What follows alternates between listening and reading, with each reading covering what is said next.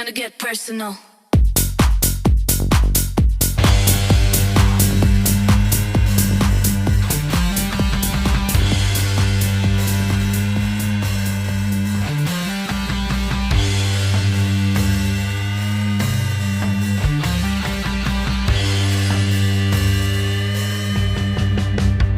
Donc, merci à tous d'être venus très nombreux ce soir. Évidemment, on ne présente plus Aymeric Monville, surtout pas ici.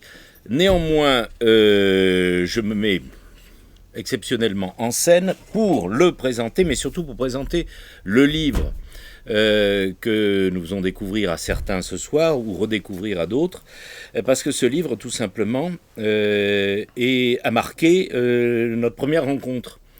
Rassurez-vous, ça va être bref. Donc c'était à peu près au début de ma carrière de libraire, il y a un peu plus de 15 ans donc, ou à peu près 15 ans.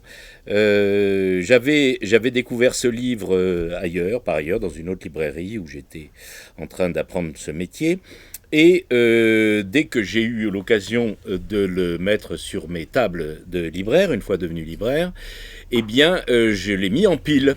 Et je parle sous le contrôle d'Aymeric. Aymeric l'a appris, était curieux d'apprendre qu'il y avait un libraire du 14e qui avait mis Misère du Nietzschéisme de Gauche en pile dans sa librairie. C'était pour des raisons qu'on évoquera sans doute au fil de la discussion. À l'époque, c'était quand même de manière accablante l'idéologie dominante, le Nietzschéisme de Gauche. Et ça a un peu changé, on va en parler, mais à l'époque, on n'était pas très nombreux à promouvoir ce genre de choses. C'était pas très bien vu. À l'époque. Donc, c'est ainsi que nous nous sommes rencontrés pour la première fois.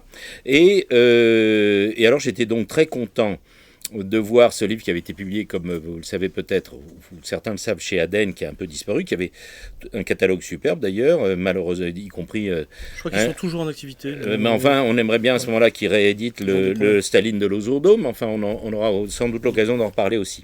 Donc, voilà les circonstances dans lesquelles nous étions à l'époque, que je viens de brièvement évoquer, d'idéologie dominante massive, du moins dans ce qui se prétendait être de gauche, marquée par une espèce de forme de nietzschéisme, décrite parfaitement par Aymeric à l'époque, avec évidemment l'évocation des pères fondateurs, donc Foucault et compagnie, Deleuze, etc., etc., mais qui ont eu des successeurs, qui déjà à l'époque avaient comme successeur quelqu'un qui était très en vogue, on ne le mesure plus à l'époque, c'était quand même quasiment le philosophe officiel de la nomenclature, à commencer par France Culture, à savoir Onfray, mais maintenant, évoquer Onfray, c'est un peu tirer sur une ambulance. Donc, ce qui est intéressant aujourd'hui dans ce livre, au-delà du rappel de ces circonstances historiques, de cette généalogie du crétinisme de prétendument de gauche ambiant, c'est de constater qu'il est maintenant et de gauche et de droite, et j'ai fait un rapprochement rudimentaire et rapide avec, que vous avez peut-être vu sur l'affiche, avec notre inénarrable Macron qui, de personnaliste qu'il est, explicite, soi-disant élève de Ricoeur et autres, est devenu lui-même à tous les atours du Nietzsche dans sa version la plus belliqueuse, la plus fascisante, la plus répugnante, il faut bien le dire. Et donc, là, je vais laisser la parole à Aymeric.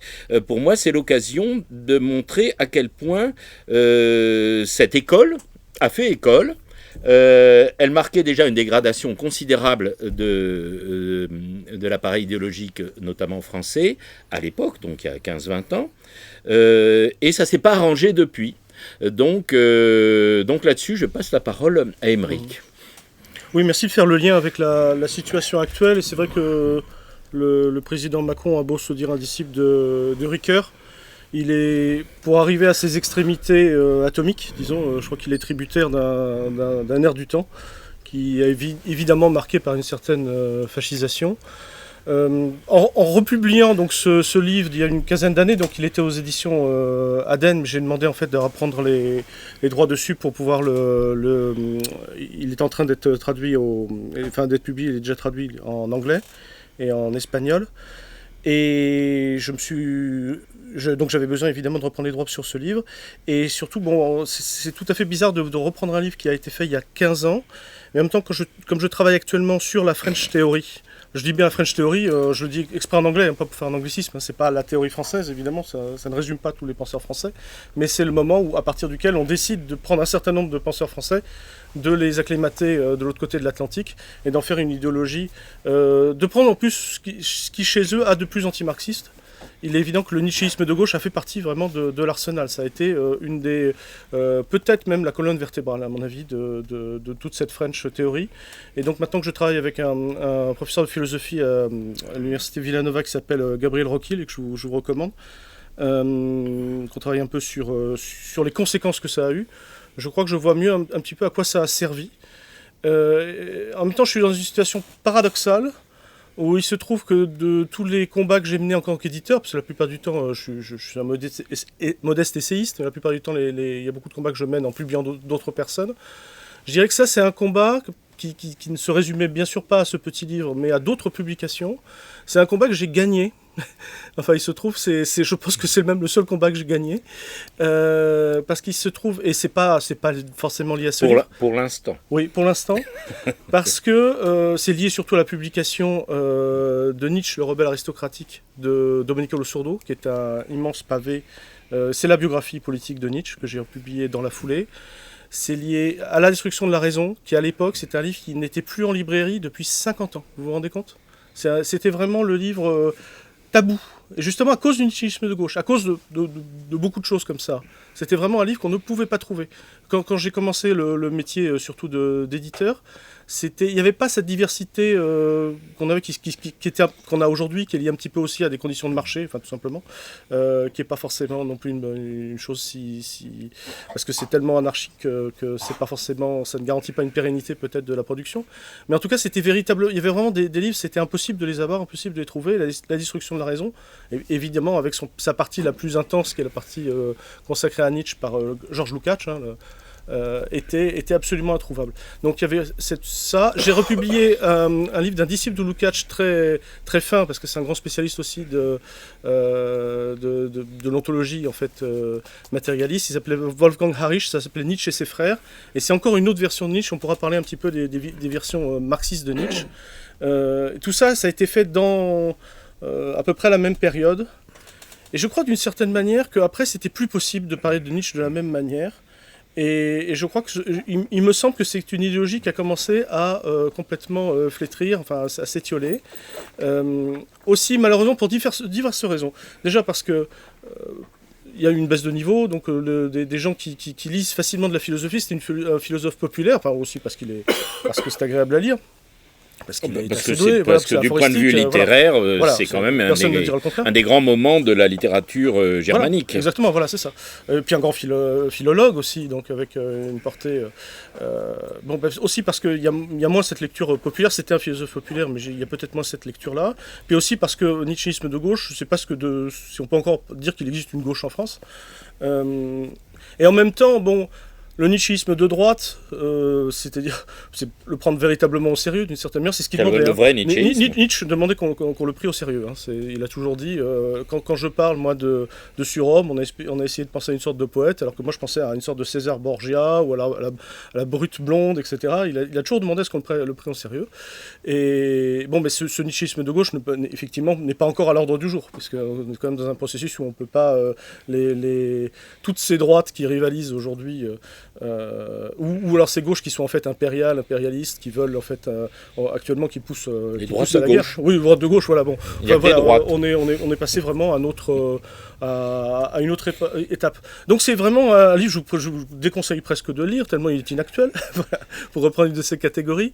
Mais voilà, ça m'a fait presque. Je corrige, il est très actuel. Oui. C'est le sens que j'avais dit que j'avais présenté, dans la mesure où il permet de comprendre d'où vient l'état de nullité, de confusion totale aujourd'hui. C'est du fait que c'est au moment où ils ont cessé de se raccrocher, je parle de de nos intellectuels de gauche, avec quasiment un accent circonflexe, mais également en réalité de droite, déjà dans la généalogie de l'intelligentsia française, ils étaient nombreux aussi, et c'était même les premiers, eh bien, à partir du moment où ils ne sont plus raccrochés au nietzschéisme qui était devenu à la mode, je fais un historique, rassurez-vous, je vais être très rapide, ça date de la fin des années 60, où on est passé du fait que du coitus interruptus que fut mai 68, eh bien, nous avons assisté dans notre appareil, y compris universitaire, l'enseignement des disciplines philosophiques notamment, il fallait tuer le père, donc la révolution n'était pas celle qu'ils espéraient, donc on allait tuer le père Marx. On va le remplacer par Nietzsche, de la même manière qu'on va remplacer Descartes par Spinoza, Hegel par Heidegger, etc. C'est le même mouvement. Mais le plus puissant, parce que Heidegger était quand même devenu un peu suspect, Spinoza s'est aviré au développement personnel. Alors dans la philosophie politique, ou ce qui se prétendait tel, y compris chez les adeptes de Arendt, parce que c'était aussi plus facile que d'essayer de décrypter les amphigouries écrites avec des semelles de plomb par Heidegger, il y avait Nietzsche, c'était très bien.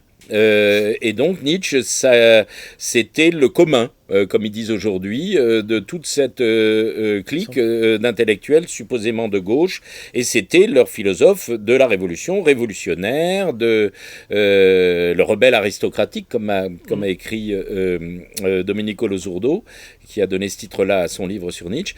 Alors ça, c'était la fin des années 60, et ça a démarré à ce moment-là. Après, je vais la faire rapide, nous avons eu, les précurseurs ont disparu pour la plupart, il n'y a plus beaucoup de survivants de cette époque-là, et nous avons eu la génération suivante, la post-mitterrandienne, du genre Onfray, qui était le plus marquant, puisqu'on l'a rappelé, était devenu le champion de la nomenclature parisienne, mais parmi quelques autres, c'était déjà quand même une dégradation assez importante, je veux dire, du niveau à la fois de la qualité littéraire et intellectuelle de ses prédécesseurs, mais c'était un chant du cygne. Parce qu'à partir de là, c'est plutôt, notamment dans les départements de philosophie, ça j'ai eu de très nombreux témoignages, on a recyclé de nouveau Heidegger, donc on est allé vraiment du côté de plus en plus nazifiant et de droite, ça nous donne la situation actuelle. Et évidemment, c'est un peu contradictoire avec les idées supposément de justice sociale, de progrès et de socialisme, qui était quand même ce que Nietzsche abominait le plus, que supposément devaient défendre nos intellectuels ou nos idéologues ou nos politiciens supposés de gauche. Donc, ça aboutit à la bouillie actuelle. Et il faut comprendre que ça vient de là. Non, une toute petite précision, faut pas imaginer que ces penseurs... C'est vrai qu'il y a des précurseurs, j'en parle un peu, ça date d'au moins un siècle, cette lecture-là. Si on lit en fait à peut-être des lectures un peu trop hâtives, et ça n'a pas forcément une importance énorme, alors qu'au contraire, évidemment, ce moment philosophique français des années 60, qui va devenir French Theory à partir de 1966, où il y aura une conférence à l'université Johns Hopkins et des financements de la Fondation Ford, on peut exactement retracer tout ça. Alors, c'est un peu la même chose avec ce nietzschéisme de gauche. Je ne fais pas l'équation que ces gens-là étaient des fascistes, ou voulaient réhabiliter le fascisme. Et je vais en venir. Mais effectivement, c'était des gens qui, avec une posture de gauche, pratiquaient un anti-marxisme absolu, avec le mot de passe qui est l'anti-hegelianisme. À l'époque, c'était ça. Et le livre de Deleuze, Nietzsche et la philosophie, où il va présenter Nietzsche comme un philosophe de l'affirmation du concept. Et l'anti-cartésianisme, et l'anti-rationalisme. C'est dit aussi. Alors, ça peut être compliqué parce que ou Hegel, c'est le mot de passe contre Marx, tout simplement, ou alors il s'agira de déshégalianiser Marx, et ça va être l'entreprise d'Althusser. Lui-même structuraliste. Donc jusqu'à faire un Marx complètement méconnaissable. Enfin, au départ, l'île Capital, pour Marx, c'est structuraliste. Plutôt freudo-marxiste, on va dire. Deleuze a parlé en 68 dans Différence et répétition. Il dit bien que l'ère du temps, c'est l'anti-hegelianisme. C'était ça. Alors, ou vous le prenez au sens strict, c'est contre Hegel, ou alors vous pensez que c'est quasiment contre Marx, parce qu'en fait, c'est à ça que ça revenait.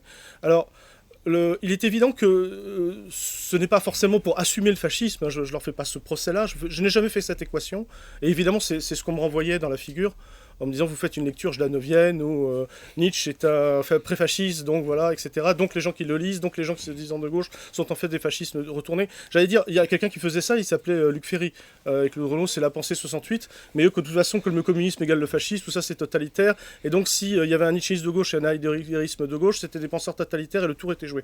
Non mais en même temps, ce qui est quand même important, c'est de se dire pourquoi est-ce qu'on est allé chercher des visions du monde, des Weltanschauungen, qui étaient précisément anti-marxistes, avec surtout une haine de la dialectique, parce que c'est à ça que ça revient, et quel est le prix à payer, quelles en sont les conséquences. Et donc je posais aussi cette question, et donc il y avait effectivement ce reproche de critique vulgaire, mais c'est pas là que portait ma...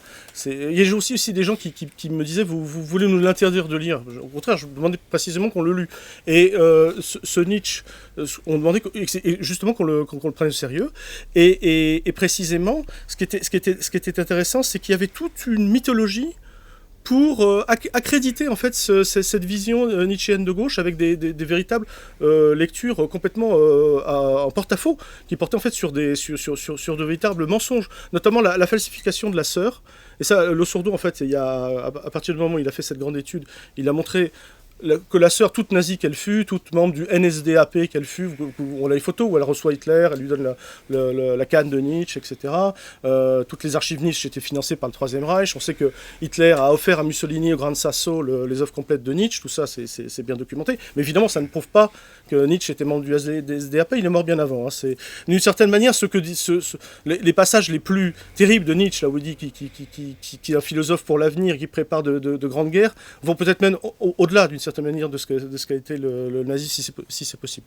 Mais peu importe. Mais en tout cas, la sœur, si on regarde, en fait, elle a fait un livre de compilation qui s'appelle La volonté de puissance, certes, mais c'est pas forcément là où il y a les pires passages. Et d'une certaine manière, elle se trouvait à un moment où elle se sentait obligée, par exemple, d'atténuer certaines formules antisémites de Nietzsche de l'époque wagnérienne. Donc, par exemple, on voit que si on regarde dans les textes, on voit que Nietzsche écrit la presse juive de l'époque, c'est clair pour tout le monde, en noir sur blanc, et elle remplace par la presse socratique.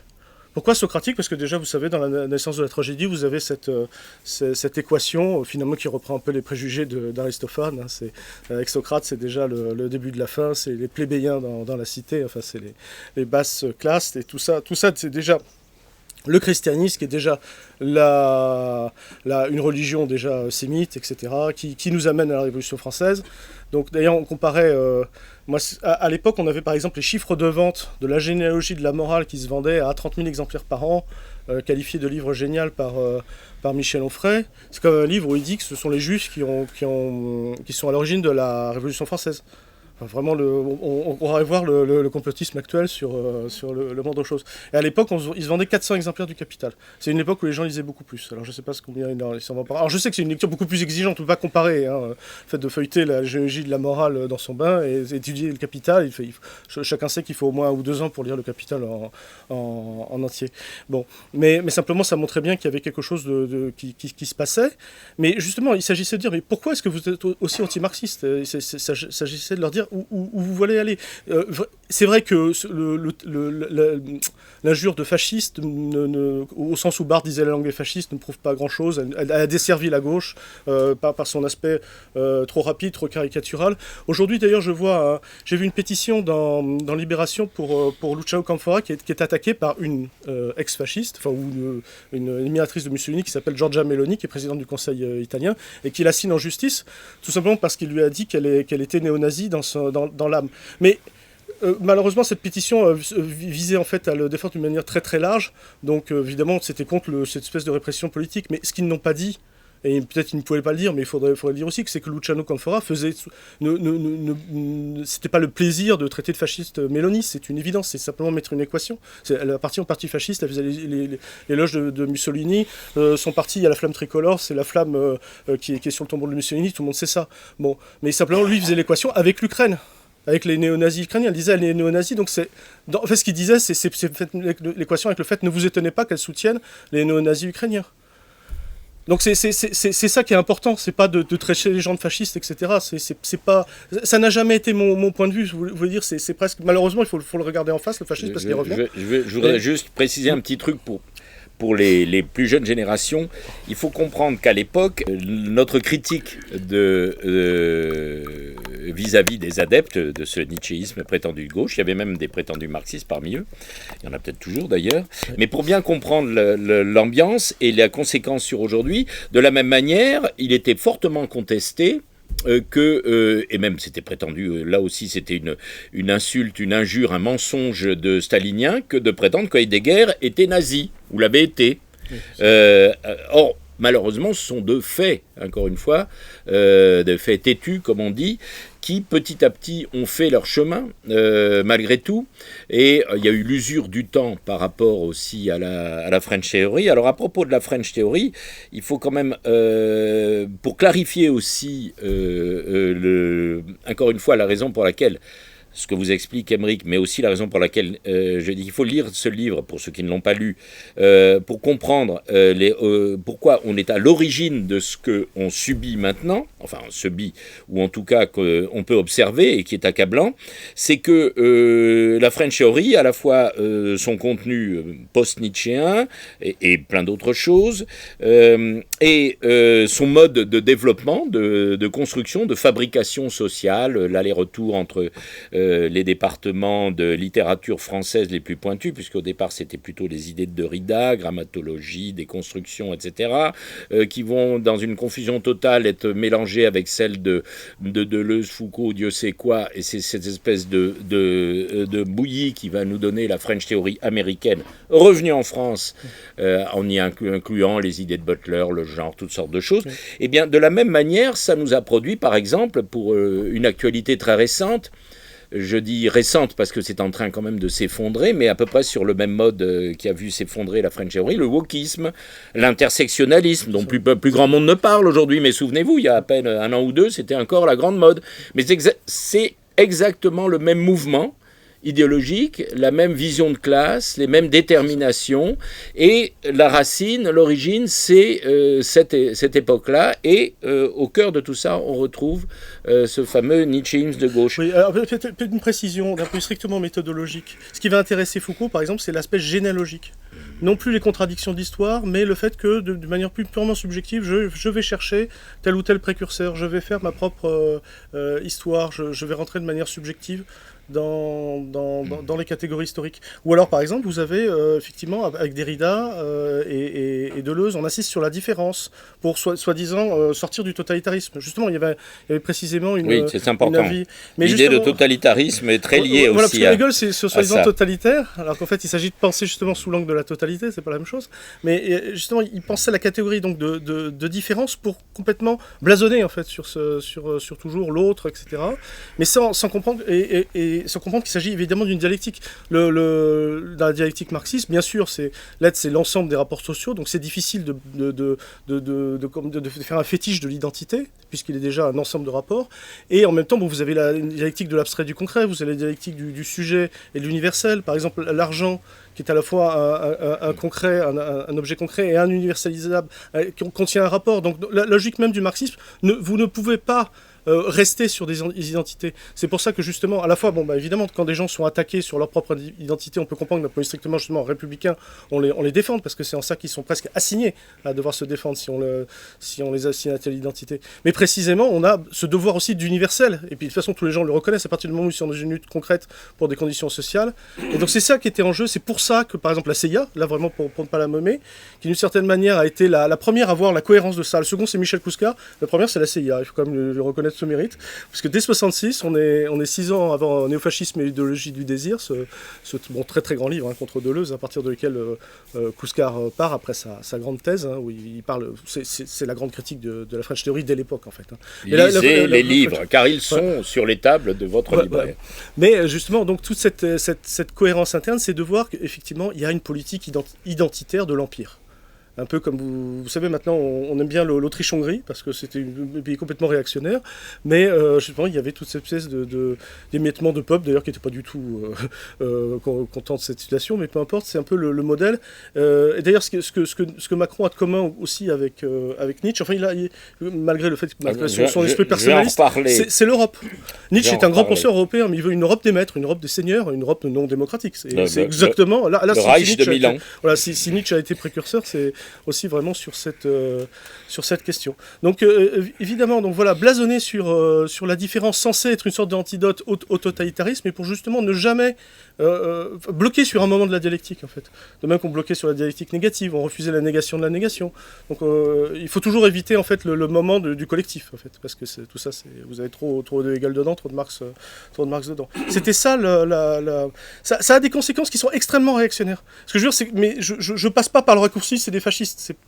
Ça amène à quelque chose de fasciste, oui. C'est-à-dire vraiment la division entre tous les pauvres, les communautés les unes contre les autres, l'éclatement de pays entiers. Aujourd'hui, d'ailleurs, d'une certaine manière, la French Theory ne reviendra plus, hein, même pas une deuxième génération, parce que pour l'Empire, il faut des gens qui viennent du tiers-monde, avec une sorte de figure du bon sauvage, comme par exemple Gaël Spivak. Je suis en désaccord avec toi. On l'a eu, la deuxième, voire la troisième génération, celle que j'ai citée, les intersectionnels, les woke et compagnie. C'est des générations successives de la même origine. Voilà. Et on va broder à l'infini sur les différences, sur les particularismes, en oubliant effectivement la lutte universelle pour les conditions de travail, le fait de penser qu'est-ce que c'est que le prolétariat, par exemple, effectivement, qu'est-ce que c'est que créer les conditions du socialisme. Donc effectivement, il faut clairement montrer les choses. Ça a été une entreprise de démarxisation totale de la gauche, et aujourd'hui, on en paye les frais. Donc, et c'est pour ça que d'une certaine manière, Nietzsche est en train de gagner, mais il ne peut pas gagner. Il apparaît en filigrane puisqu'on n'en parle même plus. Alors, Dominique faisait référence aussi à ces mythologies du nietzschéisme de gauche. J'ai parlé effectivement de la sœur faussaire, mais il y a aussi le Nietzsche anti-antisémite. Nietzsche a quitté le milieu wagnérien qui était furieusement antisémite. Hein. Wagner vient lui de la gauche, hein, contrairement à Nietzsche, mais donc ça n'empêche pas. Mais puisqu'il y a un antisémitisme de gauche, comme on sait, mais Nietzsche on a un petit peu assez, c'est vrai, de ce milieu. Et alors, il condamne la politique de Guillaume II. Pourquoi ? Parce que par rapport à celle de Frédéric III, qui était plus libéral, Frédéric III, ça a duré à peine 99 jours. Il est mort tout de suite, c'était l'empereur entre Guillaume Ier, le premier empereur du Second Reich, et Guillaume II. Donc lui était plus sur une tendance victorienne, c'est-à-dire de faire de l'Allemagne, de revenir un petit peu sur l'embryon de protection sociale qui avait été mis en place par Bismarck pour des raisons purement de modernité, parce que vous ne pouvez pas laisser au bout d'un moment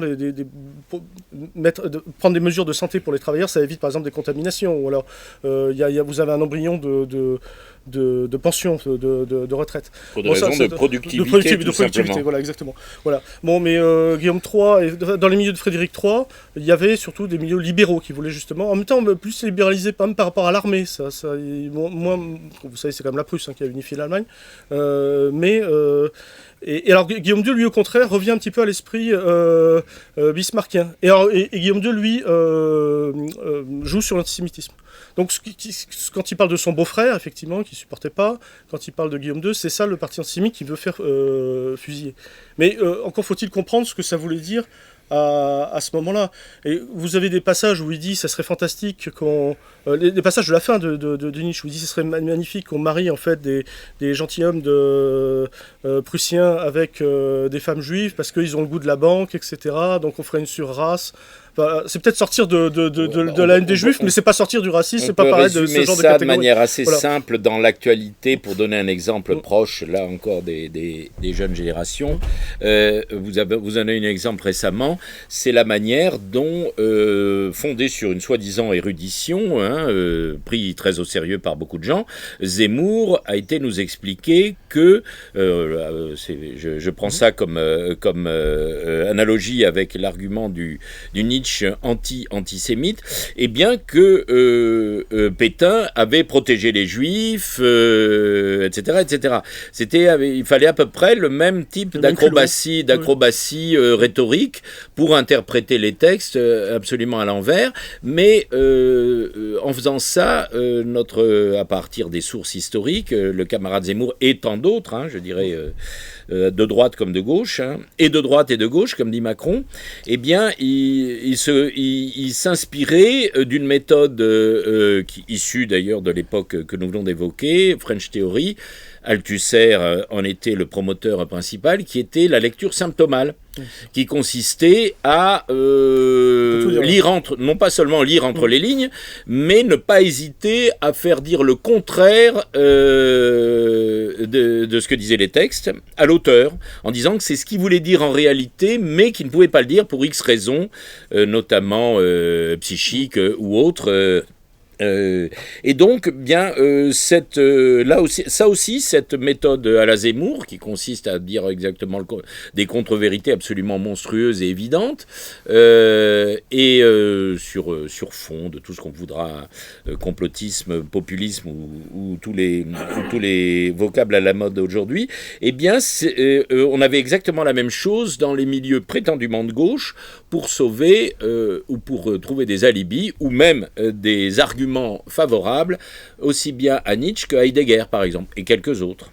Oui, c'est comme ça que par exemple il y avait dans ce genre de lecture symptomale, je me souviens par exemple d'un texte de Delors, il est mort récemment, mais vous savez il avait presque failli devenir plébiscité par les sondages et failli devenir président, et il écrivait, c'est magnifique quand on lit Nietzsche, le chemin des philosophes passe par l'Europe. Mais alors tous les passages de Nietzsche sur l'Europe, c'est ce que je vous dis, c'est vraiment l'Europe des maîtres. Donc c'est vraiment dépassé justement précisément ce qu'avait été l'État-nation en France. Le Vive la nation, c'est le mot de Valmy. Donc c'est à partir de là où justement les Français sont devenus des sujets, au sens moderne du terme, plus sujet du roi, mais sujet du même, qu'on dit sujet grammatical. C'est le retournement. Le sujet, c'est ce qui gît en dessous. C'est l'hypokaïmé grec. Normalement c'est quelque chose. Voilà, ça gît en dessous, mais ça devient.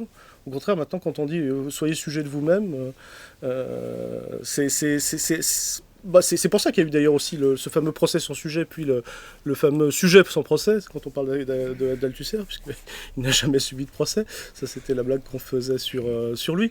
Mais voilà, c'est quand il était devenu Althusser trop fort. Althusser trop fort. Donc voilà, donc là, c'est toujours l'idée du refus de la Révolution française. Je vous rappelle quand même la conférence, si on peut appeler ça une conférence, qu'avait donnée Rosenberg à l'Assemblée nationale sous l'occupation. Qui a suscité d'ailleurs un des rares textes théoriques de la résistance. Ils avaient autre chose à faire que faire de la théorie, évidemment, et des textes, mais en même temps, en plus de prendre les armes comme il avait fait, je parle de Georges Poitzer, il avait fait cette réponse à Rosenberg de défense de la Révolution française, parce que Rosenberg était venu en disant « la Révolution française, c'est fini », c'était ça la posture. D'ailleurs, qu'on se rappelle quand même un petit peu ce qu'a été le Troisième Reich d'un point de vue strictement philosophique, parce moi je veux bien que Hegel soit totalitaire, mais alors expliquez-moi pourquoi Carl Schmitt arrive le 30 janvier 1933 et dit aujourd'hui Hegel est mort. Bon, c'est toujours pareil, c'est le mot de passe sur ce que ça représentait. Hegel, c'était quand même un partisan de la Révolution française. Pas de tout dans la Révolution française, peut-être pas de l'extrémisme robespierriste, mais en tout cas de cette modernité qui voulait d'ailleurs pour l'Allemagne, dont il a assumé aussi les conséquences pour l'Allemagne. C'était ça, Hegel, évidemment. Et donc, et c'est toujours pas. Et en même temps, ça peut aussi carrément servir de mot de passe pour l'héritier, pour ce disciple de Marx. Autoproclamé, ce disciple de Hegel autoproclamé qui était Marx, je ne fais que le citer. Donc ça a vraiment fait partie d'une espèce d'arsenal avec, donc effectivement, cette Europe était déjà pensée par Nietzsche comme une union des aristocrates, parce que c'est vrai qu'il y avait une union des aristocraties au XVIIIe, même des familles, ça n'a pas empêché 14 d'ailleurs, ils étaient tous cousins, mais ils ont fait la guerre mondiale.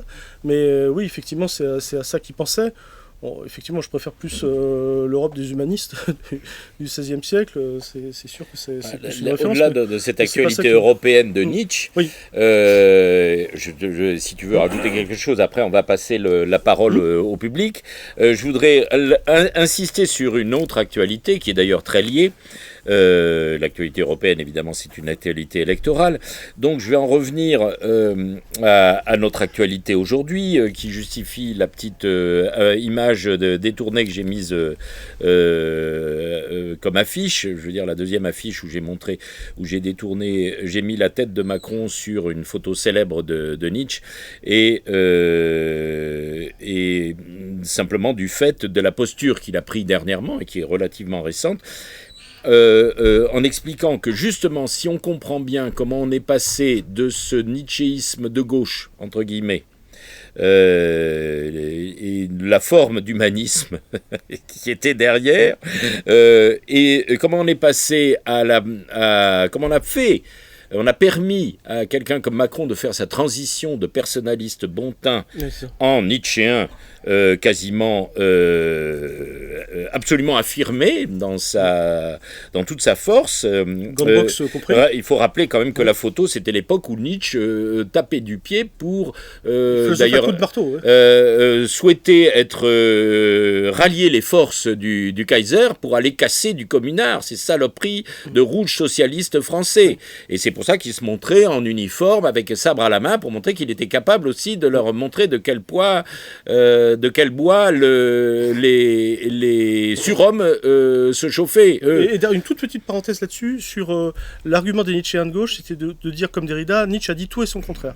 Précisément sur un sujet sur lequel il n'a jamais dit tout et son contraire, c'est le socialisme. C'est sa haine du socialisme. Et depuis, ça commence effectivement par cette intuition qu'est la Commune de Paris qui aurait brûlé le Louvre, etc. Il part de cette angoisse, de se dire toute la culture a fondu littéralement comme la colonne Vendôme, mais il pensait que là c'était quasiment tout. Parce que pour lui, il n'a de culture que sur l'esclavage, mais il l'assume. C'est-à-dire que pour lui, la haute culture naît de l'oppression d'autres êtres humains.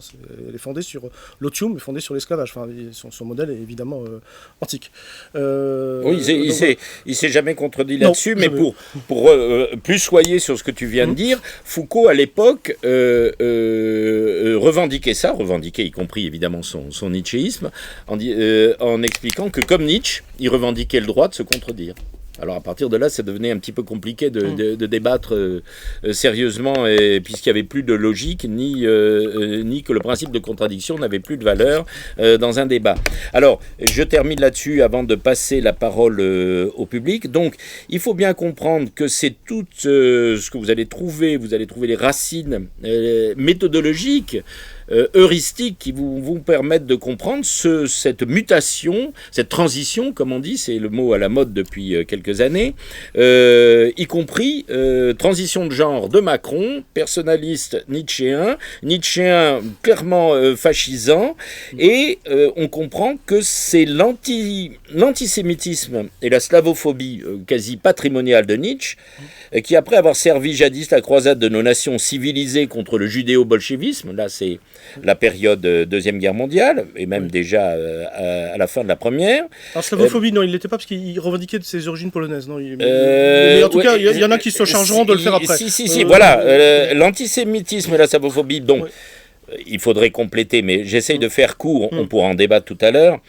Donc ils avaient servi, ça va construire le fameux judéo-bolchevique des nazis. Des nazis, des Français et de beaucoup de monde, jusqu'à temps que, on va dire, les Arabes remplacent les Juifs.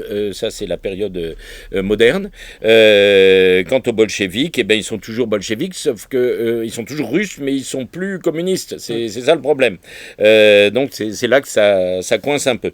Alors, ça vous donne, vous l'avez vu, Macron et pas mal d'autres, dans la posture de défenseur de nos valeurs occidentales, qui par une espèce d'inversion baroque, coutumière chez tous ces gens-là, les valeurs occidentales, ce sont celles de défense des bandéristes, des nazis, qui étaient du bon côté finalement. Mais pour bien comprendre tout ça, il faut voir d'où vient un Macron, d'où vient tout ce qu'il y a autour, d'où viennent toutes ces... Difficile de parler d'intellectuels aujourd'hui, de professeurs ou d'enseignants, il n'y en a plus beaucoup, puisque maintenant, depuis bientôt 50 ans, c'est des couches de maîtres ignorants. Ce qu'on appelle des influenceurs aujourd'hui, si vous voulez. Voilà d'où ça vient. Pour savoir, l'expression nietzschéiste de gauche, d'où est-ce qu'elle vient? Parce que c'est une expression qui est quand même absurde en soi. Quand on prend Nietzsche, si de gauche, ça veut dire dans la lutte des classes, enfin quelqu'un qui défend le peuple. Il n'y a rien chez Nietzsche qui défend en quoi que ce soit le peuple. Donc l'expression, elle est absurde. Qui dit, par exemple, Deleuze, je veux bien Nietzsche, de gauche, c'est absurde. Je te laisse répondre tout de suite. Je précise quand même qu'il faut se rendre compte qu'à l'époque, la contradiction, c'est pas pour rien qu'ils étaient anti-hégéliens. Ça les dérangeait plus du tout. Je viens d'expliquer qu'on demande, on exige le droit de se contredire. Ça veut dire que c'est indifférent pour eux. Rien qui se résout. Voilà. Mais vous avez des gens qui essaient de mélanger un petit peu tout. Et effectivement, c'est pas non plus une contradiction. Ça veut dire que j'assume le fait que je vais garder une posture de gauche tout en me disant nietzschéen et qu'il y a des choses à prendre chez Nietzsche. Mais donc, qu'est-ce qu'il y aura à prendre chez Nietzsche? Une méthodologie. Ou même, en fait, le problème, d'ailleurs, ça c'était le gros problème des marxistes, ça a été de qualifier Nietzsche. Et la plupart du temps, ils avaient des problèmes à le prendre sous un angle philosophique. C'est pas un système philosophique, c'est pas un propos philosophique, c'est pas quelqu'un qui lit Lukács note. À partir de Schopenhauer, on a des gens qui ne lisent plus les philosophes qui critiquent. Ils pratiquent déjà cette espèce de lecture Saint-Thomas. Le maître à penser de Nietzsche. Il faut être clair. Exactement. Le Bourgeois a écrit un magnifique petit livre sur la question que je vous recommande, qui est là d'ailleurs. Alors ce sont des penseurs de grand style, évidemment, avec une culture qui leur permet justement aussi de penser le temps long. C'est ça qui est assez fascinant chez Nietzsche, mais on n'arrive pas à les caractériser. C'était le problème de Lukács. C'était que justement, il essaye il avait ce problème à l'imposer, et même son disciple Arish se disait, mais quand on le lit, on a vraiment l'impression que des fois que c'est du niveau de l'horoscope, en fait, tellement c'est pas prouvé, c'est rien, des fois il y a même des jeux de mots où, je sais pas, on va dire que Spinoza c'est une araignée, parce que Spinoza ça veut dire araignée. Des fois ça tombe dans le caniveau, ça peut... Alors, des fois, il y a la pensée de grand style, où on va vous dire que finalement la Révolution française, c'était déjà dans Socrate. Bon, après, ça a été un peu usé cet argument que le goulag, c'est déjà dans Hegel ou dans Rousseau, etc. Mais voilà. Mais en tout cas, voilà, on a l'impression qu'on traverse comme ça les... Quand même, pour répondre directement à ta question, il faut comprendre que à l'époque, c'est le moment où on va passer du social au sociétal. C'est-à-dire être de gauche. Oui, c'est ça. Ça devient de plus en plus flou. En tout cas, c'est plus du tout ce que c'était avant les années 60, enfin la fin des années 60. Être de gauche, ça n'est évidemment plus du tout être marxiste, ça peut être très facilement être totalement anticommuniste, anti-marxiste, socialiste à peine, hein, c'est pas important puisque les vrais enjeux politiques, progressistes, c'est la notion de progressisme qui devient elle-même aussi très confuse, totalement contradictoire, mais comme ils s'en foutent de la contradiction, ça les gêne pas, et qui fait que être de gauche, on peut parfaitement être nietzschéen et de gauche à partir de ce moment-là, si tu veux. Il y a une transformation de tout l'univers des paradigmes, comme ils commencent à dire à ce moment-là, qui devient, comme on est en pleine période relativiste, il n'y a pas de vérité, va t'expliquer Foucault, tout est une question d'épistémée, de période, de circonstances, de toutes sortes de trucs. Donc, le socialisme de papa, la gauche de papa, c'est fini, hein, elle est devenue en plus totalitaire. Donc nous, on passe à l'intersubjectivité essentiellement, et de là, évidemment, ça va te donner, dans la période... un raccourci très sommaire, ça va te donner, y compris aujourd'hui, le wokisme ou les trucs dans ce genre-là. Ah bah excusez-moi très rapidement, parce que c'est vrai qu'à un moment, Nietzsche flirte avec la gauche. La gauche pour lui, c'est-à-dire Voltaire, donc les Lumières françaises. C'est au moment du gai savoir. Et Voltaire, oui, on sait ce qu'il pensait mais au sens... parce que lui, ce qu'il voulait, c'était prendre Voltaire comme allié contre le christianisme.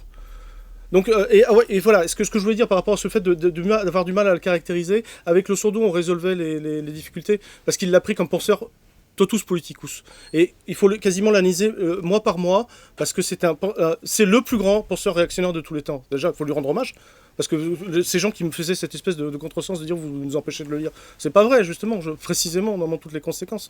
Mais le plus grand penseur réactionnaire de tous les temps, il faut l'analyser presque mois par mois, savoir et il change de stratégie. À un moment, oui, il adopte la posture antisémite tout en restant antisémite, c'est pas la question, où il change, comme a dit Dominique, après on change les paradigmes. Après, pourquoi les nazis vont devenir anti-russes, anti-slaves, alors qu'ils sont tous blancs aux yeux bleus et ils mangent des pommes de terre sur la même plaine, hein, c'est le même peuple.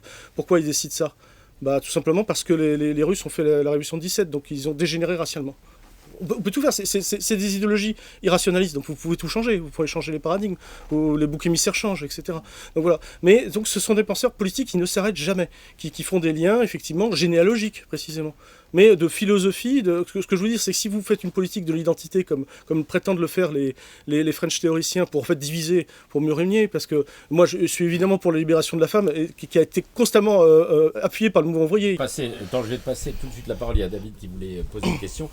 Juste préciser, avant, pour finir de répondre à ta question, que ce qui va être marquant à partir de ce moment-là, c'est que la gauche, qui jusque-là était globalement très influencée par ce qu'ils appelaient, ce que ses adversaires appelaient un surmoi marxiste, eh bien ils vont abandonner la base même de ce surmoi, c'est-à-dire l'analyse de classe, et des gens qui ne sont pas des proches de la French Theory, des gens comme Bourdieu, la génération de sociologues qui vont arriver à ce moment-là, justement, je te tends une perche, David, vont dire, oui, on va dépasser, on va approfondir Marx, on va introduire la notion de champ. Ça veut dire quoi? Ça veut dire qu'on oubliait le rapport de production, on oubliait le rapport de classe pour se concentrer sur les éléments dits intersubjectifs. Si tu veux. Et c'est ce qui explique que c'est du coup plus une contradiction pour eux. Là-dessus, je passe la parole à David qui voulait mais c'est bien le sujet, parce que c'est évidemment bien d'avoir des ennemis, c'est bien d'être contre le nietzschisme de gauche, etc. Mais la question, si on regarde dans notre camp, le sujet qui se pose aussi, c'est quels auteurs marxistes dans les années 50-60 travaillaient sur les questions qu'on appellerait les luttes périphériques ou luttes secondaires. Quel marxiste avant Foucault travaillait sur la prison, qui travaillait sur la folie, qui travaillait sur la sexualité. En fait, si tu veux, évidemment, les gens se sont engouffrés là-dedans, il y a le problème de l'identitarisme, mais peut-être qu'on a aussi laissé à d'autres, si tu veux, des problèmes qui se posaient réellement dans la société en se campant sur la question strictement ouvrière. Donc voilà, je pense qu'il faut aussi réfléchir à ça. Que ce soit clair, pour moi, un parti communiste digne de ce nom, donc ce qui est actuellement pas vraiment le cas dans l'offre politique, se doit de toute façon d'avoir une question d'organiser se poser la question où en sont la question des femmes, la question des prisons, et devait le faire. Et le parti communiste, qui est pour moi quand même un grand référent, ne serait-ce que dans la libération de notre pays, et qui a même héritier aussi de la Révolution française, a essayé à un moment, évidemment la CGT est plus en pointe, par exemple le Parti communiste il présentait des candidats dès les années 30, peut-être que le Parti communiste l'a fait un peu après, bon peu importe, mais en tout cas ils l'ont fait avant même le droit de vote des femmes. Donc la question du PC sur la pilule, oui il y a ces reculs là, etc. Mais on va pas. Mais ce qui est drôle, c'est que justement, on parle toujours de ça et on parle pas aussi justement des avancées, et dans une sorte de polémique qui de toute façon aujourd'hui à mon avis n'a pas lieu d'être. À partir du moment où moi tout ce que je demande c'est que bien sûr vous avez ne serait-ce que par exemple, je sais pas, si des gens sont menacés parce qu'ils sont homosexuels, il faut qu'ils puissent se défendre en tant qu'homosexuels. C'est comme vous dire, même quand Sartre dit c'est antisémite qui crée le juif, c'est à la fois un raccourci et en même temps ça arrive, même si vous vous mettez complètement de votre identité juive, si quelqu'un vous assigne à ça, vous devez pouvoir vous défendre, vous avez le droit en tant que ça. Mais précisément, vous vivez en république, vous vivez dans une république qui ne reconnaît pas de différence entre l'individu et l'État, elle ne reconnaît pas les communautés. Donc en même temps, les communautés elles existent, mais ça peut dire qu'elles n'ont pas d'existence juridique propre. Il faut pouvoir penser ça, il faut pouvoir penser l'articulation de l'individuel et de l'universel, du singulier. Il faut admettre ça, il faut admettre qu'on peut être justement et juif et pas juif et changer de... Parce que c'est une religion, on peut aussi... Des affiliations sont possibles. Jeu est un autre aussi, ça c'est important. Il faut arrêter, c'est très simple la réponse à ce que tu viens de dire. C'est que il n'y avait pas besoin de post-marxiste pour rajouter ce qui est déjà présent non seulement chez Marx, mais sa succession immédiate de Engels à Lénine, voire Mao, Staline, etc. Mais chez Marx, tu as déjà tout ça. Clairement, c'est Lénine et les bolcheviks qui, les premiers, vont accorder les droits d'avortement, le droit de vote aux femmes, etc. Le problème...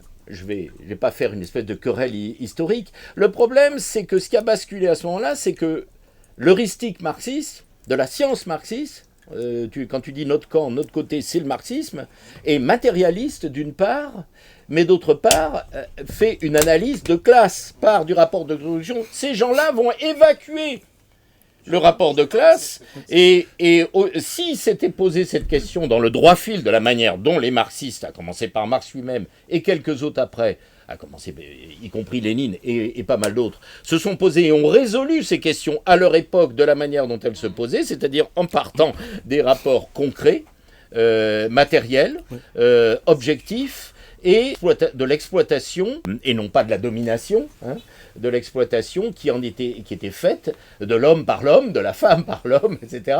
Toutes ces choses-là étaient prises en compte, mais en partant du fait qu'il y avait une cause première, une contradiction centrale, et dans l'analyse marxiste, on part d'abord du rapport de classe, c'est-à-dire du rapport de production. Parce que tous ces problèmes dits sociétaux se posent de manière complètement différente et sont résolus de manière beaucoup plus rapide et beaucoup plus commode suivant ta position de classe. Donc, c'était clairement cette manière-là, c'était une manière d'essayer de contrer la montée et le succès du marxisme, y compris à la fin de la Deuxième Guerre mondiale. Et c'est en ça que, y compris des gens comme Bourdieu, toute la génération de sociologues, pardonne-moi, depuis, qui ont embrayé là-dedans, ils étaient un peu aidés par la génération qui les avait précédés, il faut bien dire, ont été un agent réactionnaire de premier ordre pour promouvoir ce type d'approche absolument pas scientifique, bien sûr, absolument pas sérieuse philosophiquement, encore moins économiquement, et qui est celle qui est archi-dominante et écrasante aujourd'hui. Mais je suis d'accord qu'ils ont abandonné la base de classe, on est parfaitement d'accord là-dessus. La question, c'est quel est l'équivalent marxiste de l'histoire de la folie ou l'histoire de la sexualité? Il n'y en avait pas. C'est vrai. C'est ça le problème. C'est ça le problème. C'est pas vrai. Parce C'est que pas vrai, Lucien c'est pas Bonafé, vrai. C'était membre du Parti communiste. C'était un alléciniste. Donc vous avez des gens qui travaillent sur cette question. Oui, justement, parce que ce qu'on peut faire, à la manière dont c'est fait, il a été extrêmement critiqué dans sa méthode, comme historien de la folie. Bonafé n'est pas un historien de la folie, mais par contre, il pratiquait effectivement ce genre de questions. Non, mais si vous voulez, là, je suis en train de travailler avec Rockhill sur la question de la French-Theorie, il me donne cette boutade, il me dit « Les communistes n'ont fait que transformer le monde, il s'agit maintenant de le théoriser. » Et c'est vraiment ça. Les communistes avaient transformé le monde, y compris par la libération de la femme, concrètement, parce que quand vous vous rappelez quand même, la Chine d'avant Mao, c'est les pieds bandés, je veux dire. Et après, les Chinois sont la seconde moitié du ciel. Enfin, les femmes sont la seconde moitié du ciel, comme disait Mao. Donc, et Marx disait que la femme était le prolétaire de l'homme, etc. Donc tout ça, c'était pensé. Mais justement, c'est à partir de la French Theory qu'on va devoir théoriser ça. Et on va théoriser ça, on va mettre ça toujours sur le tapis, de manière à ce que, justement, quand on oppose le social au sociétal, c'est pas c'est l'un contre l'autre. C'est justement, ils vont s'en servir de l'un contre l'autre. Précisément. Mais le sociétal, ça veut rien dire, simplement. Soyons clairs, ça veut absolument rien dire. C'est une position sociale qui permet justement... C'est l'origine de la vacuité, de la confusion de l'idéologie actuelle. Ça, c'est vrai au sens où c'est justement... Il faut se rappeler qu'on est justement dans un mode de production. Tout est déterminé par ce mode de production, précisément. Y compris ces questions qu'on appelle sociétales, mais elles sont justement imbriquées. Ça aussi, c'est la dialectique qui permet justement de penser ça. C'est comme si on pouvait se passer, faire abstraction complète pour comprendre ce qui se passe, y compris les problèmes psychologiques, affectifs des uns et des autres, symboliques de toute nature. On pouvait faire complètement abstraction de la manière dont on vit, dont on gagne sa vie, dont on existe, et de ce qu'on fait au quotidien. On oublie ça, c'est pas important. C'est ça le sociétal, si tu veux. Donc, sur la question, je te donne un exemple simple, aussi pour contredire le fait qu'il y avait besoin de faire une histoire de la folie, qui est un tissu de conneries, entre parenthèses, de Foucault. Ça a été démontré à l'époque, et y compris par les gens sérieux. Je veux dire, d'un point de vue historique, c'est n'importe quoi. Non, le livre qui pourrait être anticartésien, ce serait éventuellement Les mots et les choses, ou les choses comme ça. C'est très différent. À l'époque, il se prétendait d'une part structuraliste mais philosophe, tandis que l'histoire de la folie se prétendait historien. À chaque fois, il a dit non, je ne suis pas historien. Quand on lui a objecté que d'un point de vue scientifique, sa méthode historique ne valait pas un clou. Mais avant, il avait expliqué qu'il n'était pas ni structuraliste ni philosophe. Il demandait le droit de se contredire. Donc, je vais être très court. Lis, si tu l'as pas lu, le bouquin, le recueil qu'avait publié Badiou des articles du camarade Zizek en anglais, où il y a on va sans doute en reparler puisqu'on en a discuté avec Ambouchner qui a écrit un livre sur Derrida, et où il évoque cette querelle. C'est la querelle entre Derrida et Foucault. Où Derrida va botter le cul, lui en bon cartésien, qui avait vraiment lu et compris Descartes, et lu et compris Marx, à la différence, et égal d'ailleurs, à la différence de Foucault, ne pas faire le mondain et ne pas écrire des sottises comme Foucault avait écrit précisément dans son histoire de la folie, à propos entre autres du grand enfermement de la raison, etc. Et donc, il était absolument inutile, cette histoire de la folie n'apportait strictement rien, d'autant qu'elle est fausse. Je veux dire, et les marxistes n'avaient absolument absolument n'en avait rien à foutre, et à juste titre, de faire ce genre d'histoire-là, puisque elle était déjà connue. Et de tous les gens qui s'intéressaient sérieusement, en historien, en scientifique, à la question de la maladie mentale et autres. Notamment les freudiens. Et tu es bien placé pour savoir que les adeptes de la French Theory étaient tous sauf, non seulement rationalistes, mais tous sauf freudiens. Donc voilà, c'est la réponse à ta question. Une question très très naïve. Je vais citer mon premier mari, Robert Linhart. Il était marxiste, hein, tout le monde le sait, marxiste, maoïste, aucun doute là-dessus. Il n'arrêtait pas, il citait Nietzsche très souvent, comme plusieurs de ses camarades. Hein.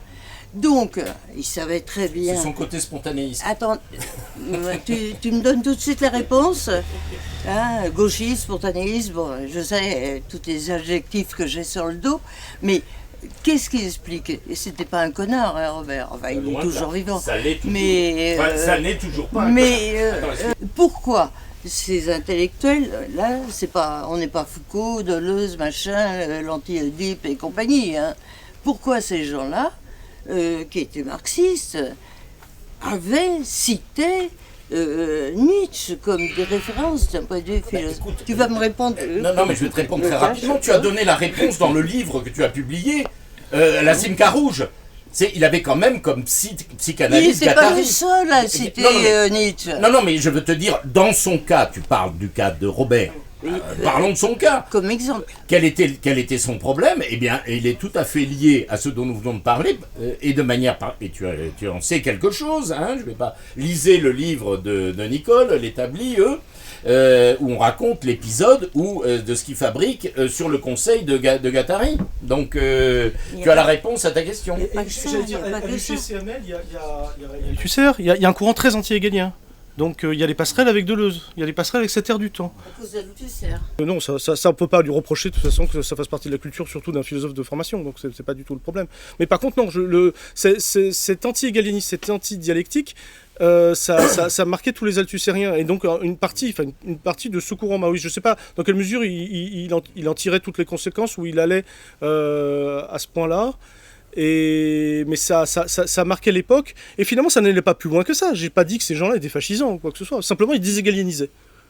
Bon, alors déségalianiser, d'ailleurs, parce qu'il faut savoir que par exemple dans le Solidité fasciste, vous avez des penseurs comme Giovanni Gentile qui présentaient à Hegel de droite là, pour cette. Parce que de toute façon, l'Italie était imbu d'hégalianisme depuis Labriola, depuis Croce, etc. Il était peut-être de gauche, mais comme le disait à juste titre le regretté notre ami Bernard Bourgeois, qui se disait, lui, qui était au moins aussi de gauche et beaucoup plus à gauche que beaucoup des intellectuels dont on a parlé, se présentait comme hegelien de droite, au sens où il s'assumait comme Hegel, comme libéral. Oui, au sens de la monarchie constitutionnelle prussienne. Non, comme libéral, tout simplement. C'est-à-dire, tu as vu ce que j'ai mis dans la petite bande-annonce, la liberté avant l'égalité. Parce que ça va peut-être faire des échos avec ce que disait David. Puis je trouve ça très intéressant, les liens avec Rockhill, le fait que le livre va être traduit en anglais. Et d'ailleurs, avant la présentation, on en parlait avec Dominique, il y a un livre aux États-Unis sur le même sujet qui est sorti il y a très peu de temps, en fait, il me semble, de Tutt. C'est comme ça qu'il s'appelle. Il m'a envoyé la conférence, j'ai vu la conférence. J'ai vu la voilà, vidéo. donc très bien. Visiblement, il y a un effet d'osmose, enfin, il y a quelque chose qui se passe, un karma positif, disons. Oui. Mais pour pas y aller par quatre chemins, c'est à la fois une question et une remarque, c'est-à-dire que je partage largement avec vous le constat sur ce supposé nietzschéisme de gauche qu'on retrouve chez Foucault sous la forme de la généalogie, chez Deleuze qui a quand même dit, je cite, que la dialectique est un tour de saltimbanque. Enfin, on voit bien comment toutes ces choses-là peuvent entrer en écho. En revanche, chez le grand public, parce que vous l'avez dit, vous avez raison, ça a été pendant longtemps un philosophe très populaire, Nietzsche, il me semble quelque chose tient au fait qu'on pourrait dire, si on voulait faire de la provoque, que chez Nietzsche, la philosophie tend vers quelque chose de très littéraire et très érudit, mais qui en même temps ressemble à du développement personnel. C'est-à-dire que, d'une certaine manière, si vous êtes comme moi obligé de fréquenter les librairies proches des quartiers universitaires, vous remarquerez que chez les étudiants, ce qu'on leur propose sur les tables dans une librairie comme celle-ci, dans la partie philo, généralement, il y a 3 ou 4 auteurs. Foucault, Nietzsche un notoire, on l'a dit, je le laisse un peu de côté. Ensuite, les autres sont plus étonnants. Nietzsche, oui. Sioran, grand progressiste parmi tous, on le sait, garde de fer, pro-nazi, etc. Antisémite virulent. notoire, etc. Puis plus étonnant peut-être, enfin, et encore pas tellement, on a Camus, donc l'homme révolté, le mythe de Sisyphe. Et je pense que ce que ces trois-là ont en commun, c'est que d'une certaine manière, ils sont parlants dans le sens où, comme ils font de la glose en général, ou des aphorismes, c'est le lien entre Sioran et Nietzsche par exemple. On a une page ici, un paragraphe par là, puis un aphorisme, enfin, dans la forme, il n'y a pas de volonté de systématisation. On a ça chez Sioran aussi. Mais c'est que les trois parlent de thématiques qui sont, pour ainsi dire, existentielles. Et je pense que ça peut parler à un public assez large. Et c'est là où on voit le lien, justement, avec cette espèce de sous-littérature de développement personnel, où il n'y a plus de rapport social. Le monde n'existe pas. Vous êtes à la fois la cause et la solution de tous les problèmes. Vous êtes exploité, ça va pas dans la vie, c'est pas grave, parce qu'avec notre super méthode, en 10 jours, tout ira bien, vous serez beau ou belle, intelligent, intelligente, etc. Chez Nietzsche, avec l'idée du surhomme, ou alors même des citations que tous les influenceurs, justement, comme disait Dominique, seraient capables de citer, ce qui me tue pas me rend plus fort. Il y a l'idée de dépassement. Donc je pense qu'il y a quelque chose de cet ordre-là qui fait que, effectivement, la Nietzschéomanie chez les intellectuels, elle est liée, à mon avis, à tout ce que vous dites. Mais auprès du grand public, je pense que c'est en partie ce qui fait son intérêt, et le fait qu'on continue à lire et en parler. Tu as tout à fait raison, mais parce que il y a deux raisons. Sur la partie développement personnel, je précise quand même que l'élément déterminant, ça va être le spinozisme à deux balles, issu de la lecture bergsonienne ou autre. C'est ça qui va... Être heureux avec Spinoza, par exemple. Les affects et compagnie. Mais tu as raison à propos de Nietzsche, y compris, bien sûr, parce que Nietzsche est surtout une lecture extrêmement accessible et formidablement séduisante. C'est la qualité de poète, la qualité c'est ce qu'on disait avec David avant que ça commence. Qui a un côté universel, si tu veux. Donc ça, c'est ça qui a été décisif, mais pas trop pour les amener. C'est ce qui l'a rendu. C'est ce qui a donné l'impression à toutes sortes de gens qui sont toujours d'ailleurs absolument nuls en philo, mais d'avoir tout compris et de savoir ce que c'est que la philosophie, en ayant lu un anti-philosophe revendiqué, qui est Nietzsche. Mais alors je rajouterai une chose. C'est la rhétorique nietzschéenne et surtout la langue de Nietzsche. Mais la rhétorique nietzschéenne, elle a quelque chose de cruel, justement, si on est dans cette optique-là. Puisque d'une part, comme il dit, il n'y a pas d'arrière-monde, donc on est dans l'immanence pure, il n'y a rien d'autre, il n'y a rien à espérer à part ce qui est. Mais d'autre part... Ça, c'est ce qui va servir aux positivistes, en tout genre. Mais en plus de ça, vous n'avez pas le droit de vous tourner vers les, je cite, morales d'esclaves, à savoir la religion d'une part et le socialisme de l'autre. Donc en fait, vous êtes foutu, ou alors vous êtes livré à vous-même, et si tant est que vous êtes surhomme, ça ira bien. Donc la religion, ça relie d'une certaine manière, et ça c'est insupportable. Et c'est vrai que j'en parle un peu, ça me revient dans mon livre, je parle un peu de ce côté lecture proche du développement personnel. Évidemment que c'est bien supérieur en termes littéraires, mais en tout cas avec le même effet et dans la même catégorie presque. Parce que justement ça se voulait aussi de gauche, parce qu'on ne tirait pas justement les conséquences politiques. On disait je suis un surhomme pour moi-même. Vivre et dormir devant son miroir, comme disait Baudelaire à propos du dandy, parce qu'il y a aussi Baudelaire, rien à dire sur son génie bien sûr, mais quand vous lisez effectivement ces journaux, Mon cœur mis à nu, Fusée, etc., vous avez aussi cette espèce de philosophie, justement le dandy, il y a une passerelle finalement entre le dandy baudelairien et Nietzsche. Et donc effectivement ça le rendait pas de gauche, mais en tout cas ça atténue l'aspect justement politique. C'est pour ça que le bouquin de Sourdo a été très important, parce qu'il l'a pris vraiment au sérieux politiquement. Il a pris toutes les déclarations, toutes les stratégies, il les a mises une par une. Et on n'essayait plus véritablement de dire c'est quoi comme philosophe. C'est une sortie de la philosophie, c'est une tentative de sortie de la philosophie d'une certaine manière. Mais en même temps, ça fait pas un système, ça c'est pas. Il y a un problème, c'est que ça fonctionne pas. D'ailleurs, c'est le problème du fascisme au bout d'un moment, même du nazisme fondé sur la race, c'est qu'il y a un problème d'adéquation avec le réel. C'est pour ça qu'au bout d'un moment, on se fracasse à Stalingrad d'une certaine manière. C'est ce qui doit nous rendre optimistes malgré la dureté des temps.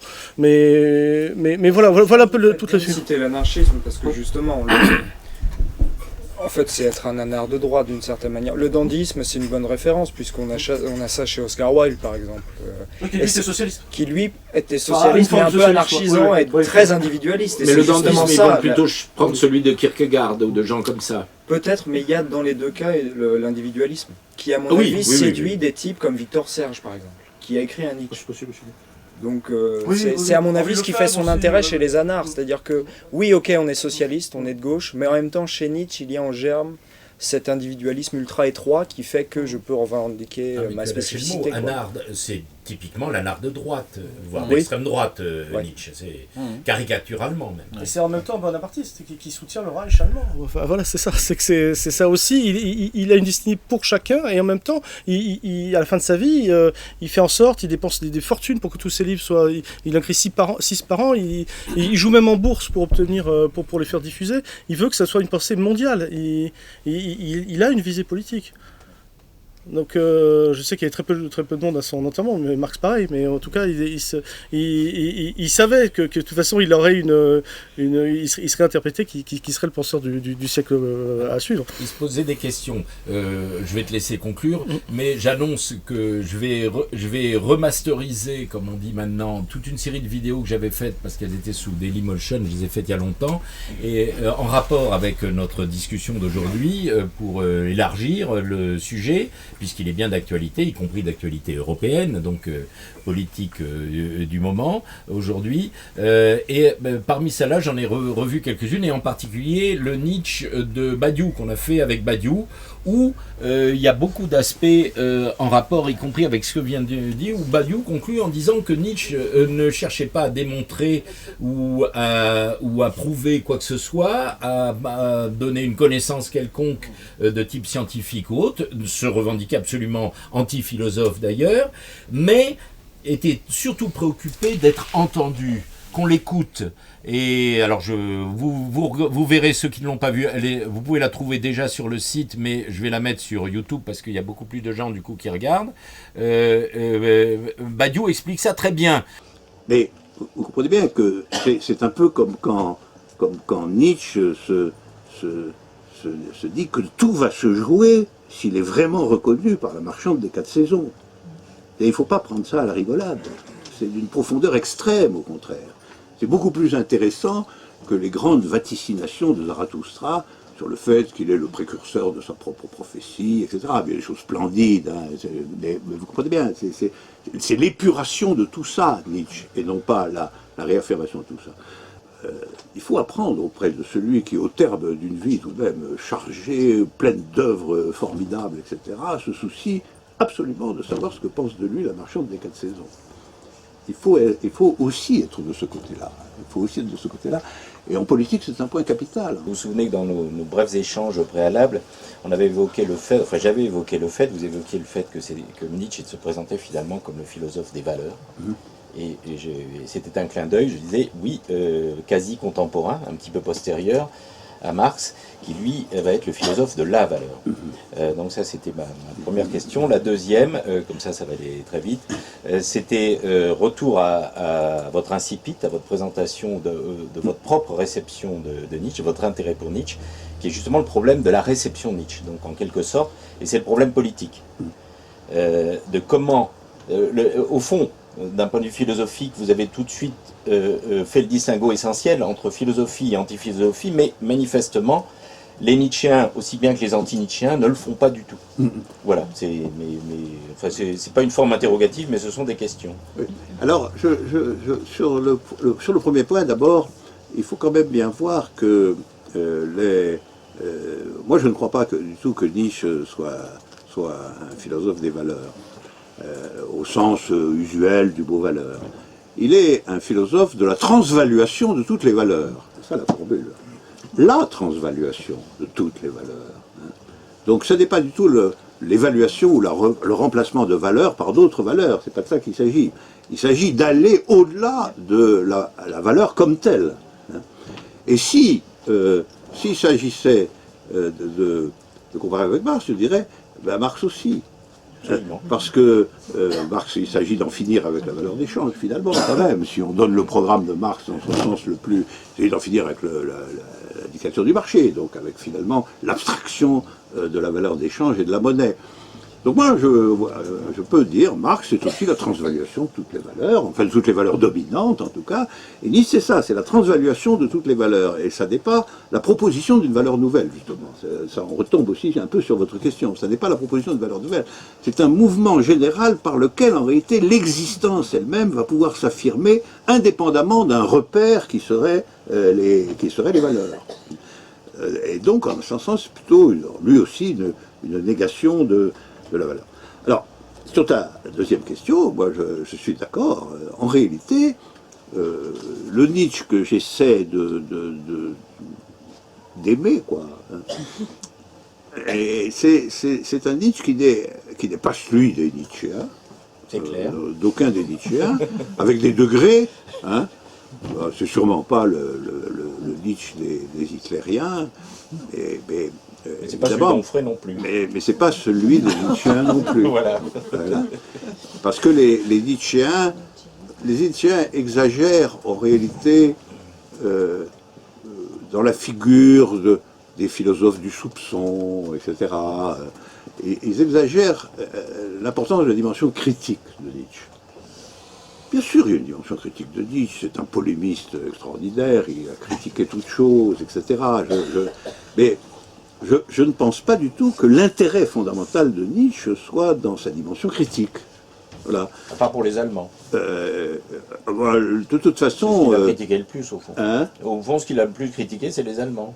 oui, chrétiens, mais même bien tout le monde a partagé l'idée que finalement il y avait eu à un moment donné,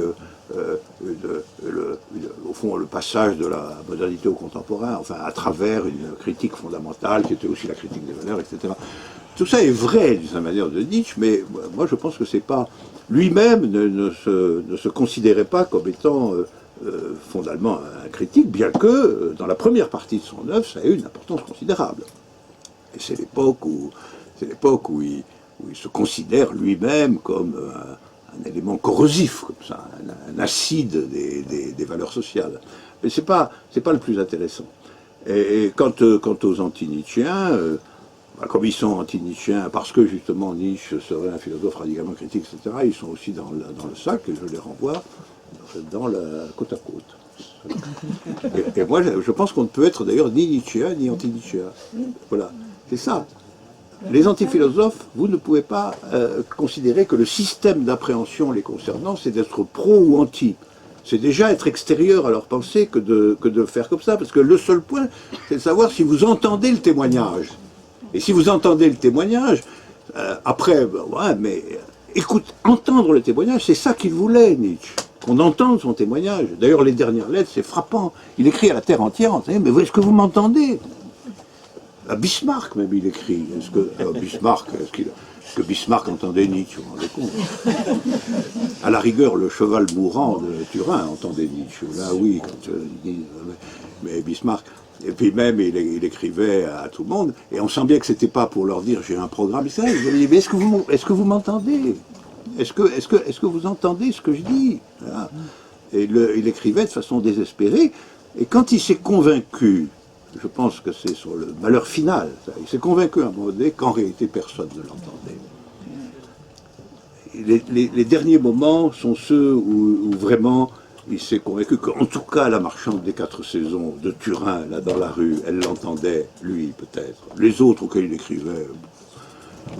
Il écrit à la fin de sa vie à Bismarck, etc. Et on voit bien que ce qui le préoccupe, c'est pas tellement de dire j'ai raison, mais est-ce que vous avez écouté mon imprécation ? Est-ce que vous vous rendez compte que je suis une espèce de prophète, peut-être de malheur, mais qu'il faut être attentif à ce que je vous dis parce que j'ai la vision de ça. C'était ça l'approche de Nietzsche,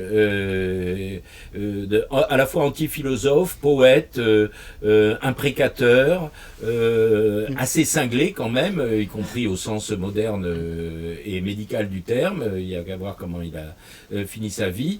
Et il faut voir ça, et c'est ce qui est troublant dans les remarques qui ont été faites, y compris par Oliver, c'est-à-dire comment, comme par hasard, c'est ces aspects-là qui séduisent aujourd'hui et dans une logique plus qu'inquiétante. Là-dessus, je te laisse conclure. Ah, il y a encore une ultime question.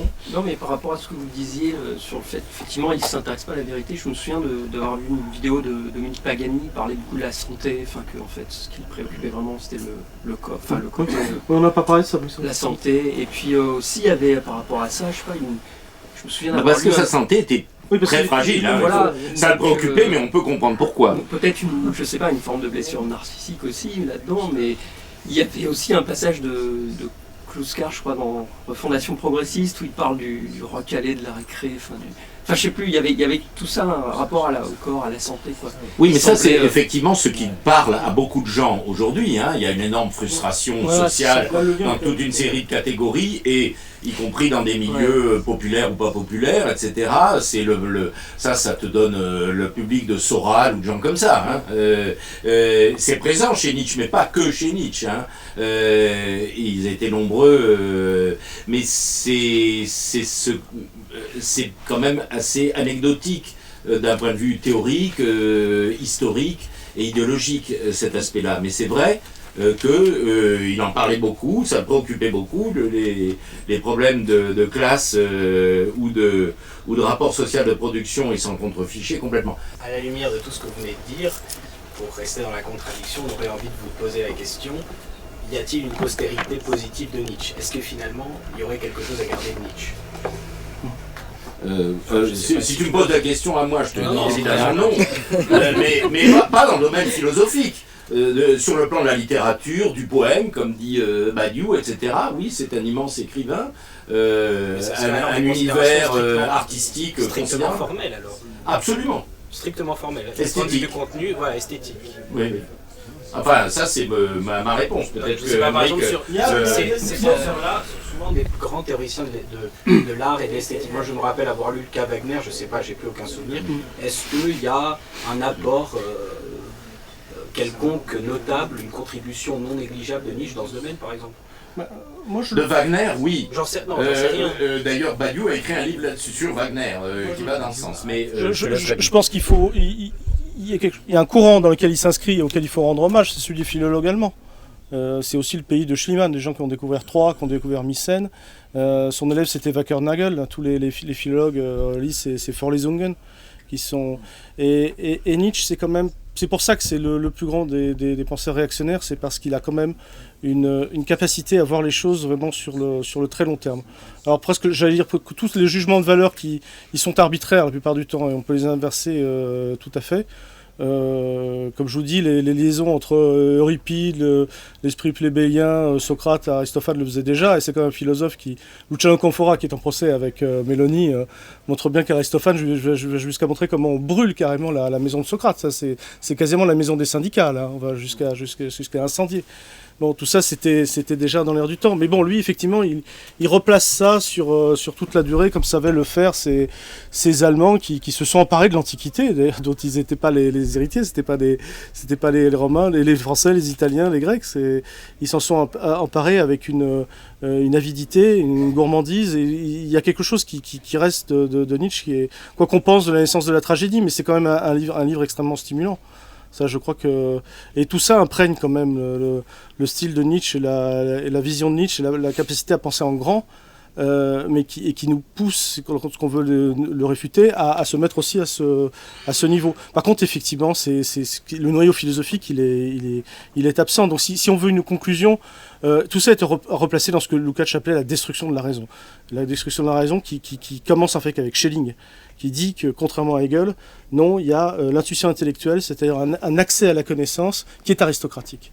Alors que la raison, c'était le bon sens, qui est la chose du monde la mieux partagée. Il y avait un côté révolutionnaire, parce que justement, c'est donné à tout le monde l'entendement et la raison. La destruction de la raison, ça a été un programme philosophique, comme disait Lukács de Schelling à Hitler. Mais véritablement, les gens qui se sont fait les héritiers de ça, et en ce moment, aux États-Unis, ils commencent à comprendre. Puis là, je voyais donc ce livre de Todt, là où il dit lire en parasite, parce que c'est intéressant, c'est son livre sur Nietzsche. Donc en tout cas, voilà, il commence à comprendre qu'il y a quelque chose qui s'est passé là, y compris parce que toutes les conséquences les plus terribles de la French Theory sont aux États-Unis. On les voit pas en France parce que nous, on a un fonds républicain qui justement, notre côté français, qui reste en fait. J'aurais tendance à relativiser ton optimisme sur le côté le front républicain. C'est très suspect en plus comme paradigme. Le front, je sais pas, mais en tout cas, la République, c'est ancré. C'est difficile de. Je signale que c'est Valls plus Sarkozy plus Macron. C'est ça le front républicain. Le problème, c'est que si c'est ça, effectivement, ça n'est plus ça. Mais bon, mais en tout cas, ça, c'est pas moins français que la French Theory, enfin, qui n'est pas spécialement quelque chose de français, qui est aussi le contraire de ça. Donc, mais précisément, ça a été une destruction de la raison. Et ça continue toujours.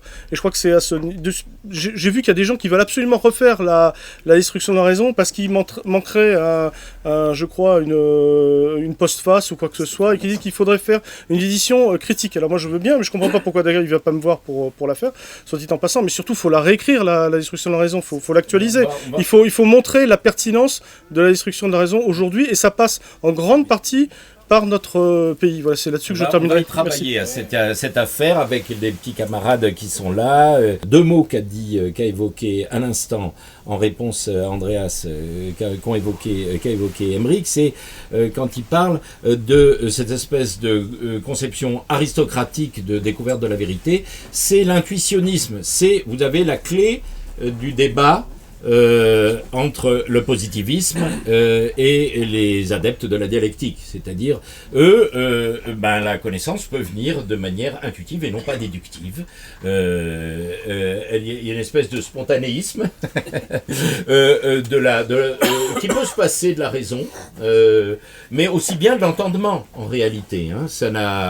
Les deux sont évacués dans cette conception qui est typiquement positiviste. Tu sais, les amateurs, comme certains sociologues qui exigent des faits.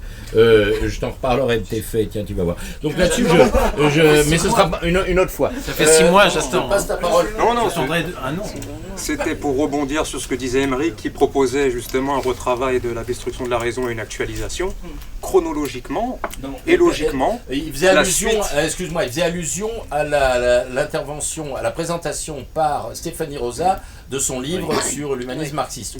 Elle a évoqué le problème qu'il n'y avait pas d'édition cohérente, scientifique, sérieuse, complète du travail sur l'ontologie, de Lukács, l'ontologie sociale de Lukács.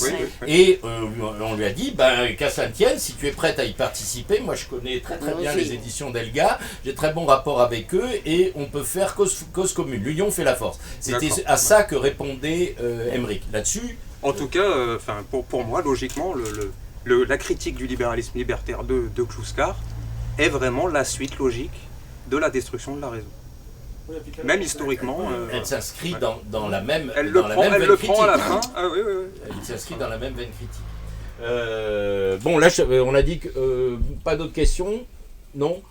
Donc, je vais laisser Aymeric conclure. J'ai conclu, merci.